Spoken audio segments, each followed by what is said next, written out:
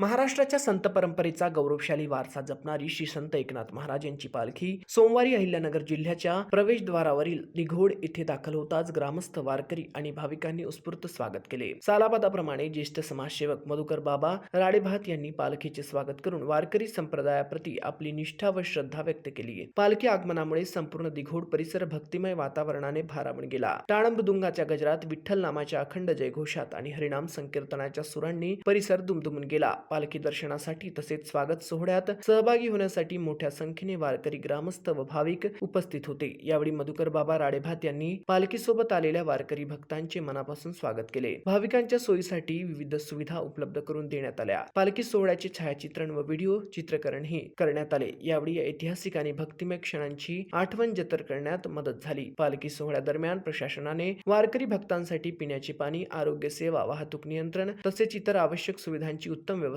केली होती। कायदा व सुव्यवस्था अबाधित राखण्यासाठी खर्डा पोलीस ठाण्याचे सहाय्यक पोलीस निरीक्षक उज्ज्वलसिंह राजपूत यांच्या मार्गदर्शनाखाली चोख पोलीस बंदोबस्त तैनात करण्यात आला। भक्ती, श्रद्धा आणि सामाजिक बांधिलकीचा सुंदर संगम अनुभवायला मिळाला। या स्वागत सोहळ्यात दिघोड परिसरातील भाविकांमध्ये उत्साहाचे वातावरण निर्माण झाले। संत श्री एकनाथ महाराजांची पालखी मराठवाड्यातून आज अहिल्यानगर जिल्ह्यामध्ये प्रवेश करीत आहे।